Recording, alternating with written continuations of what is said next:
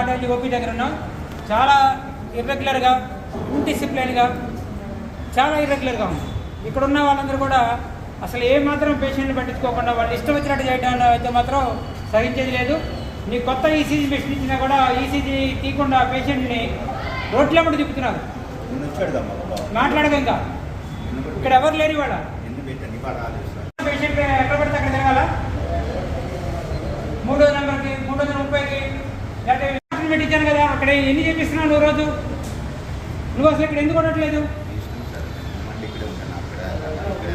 ఒక అసిస్టెంట్ లేడు ఇవాళ పేషెంట్కి. మీ రెగ్యులర్ ఓపీ అప్పుడు కూడా ఒక అసిస్టెంట్ లేడు. 5 దాకా ఉన్నారు కదా, ఏం చేస్తారంటే మీరు? రోజు ఓపీ ఉంటుంది కదా, ఇక్కడ ల్యాబ్ పెట్టాము, ఇక్కడ ఈసీజీ పెట్టాము, థ్రెడ్ బిల్ పెట్టబోతున్నాం, అన్నీ పెట్టబడుతున్నాం కదా. మీకు నచ్చకపోతే చెప్పండి, నచ్చినట్టు చేస్తే చేయించుకుంటాం పని. ఇక్కడ మీకు పని చేయడం ఇష్టం ఎండిపోవచ్చు, లేకపోతే నన్ను కూడా తీసేయచ్చు. రెండు మీ చాయిసే.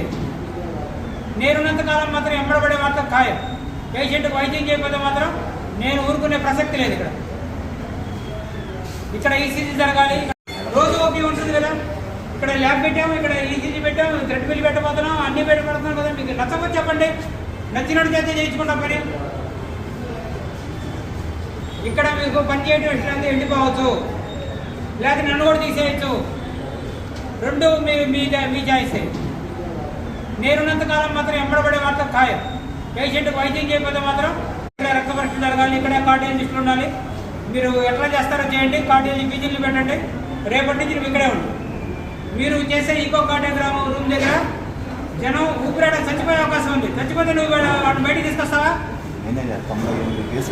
98 కేసులు ఎందుకు అక్కడ ఎందుకు ఇస్తున్నావు? అక్కడ ఎందుకు ఇస్తున్నావు? అక్కడ ఊపిరాడిని సందుల్లో గొంతులు ఎందుకు పెడుతున్నావు? ఇక్కడ చెప్పాను కదా నీకు. రావటం కాదు, మీరు అక్కడ కూర్చున్నారు కదా, అక్కడికి వస్తున్నారు. మీరు ఇక్కడికి వస్తే వస్తారు, మీరు ఇక్కడ రండి. మీ మిషన్లు ఇక్కడ తెచ్చుకోండి. మధ్యాహ్నం 12 గంటల నుంచి సాయంత్రం 6 దాకా 7 దాకా చేయండి. ఇక్కడే అక్కడ చేస్తా ఉంటారండి. అక్కడ ఎంత కష్టం ఉందమ్మా మీరు చెప్పండి. ఎన్నిసార్లు వెళ్ళాం మనం?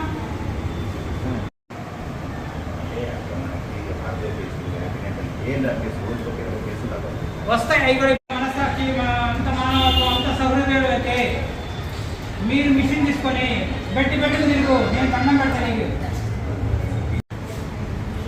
చేసేది పీజీలు, అసిస్టెంట్లు చేయరు, ప్రొఫెసర్ గారు చేయరు. కనీసం పీజీలు చేసేది కూడా ఇక్కడ పద్ధతి ప్రకారం చేయించరు.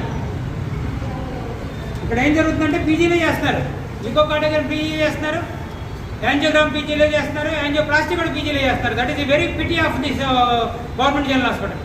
What about the assistant process? What they are doing?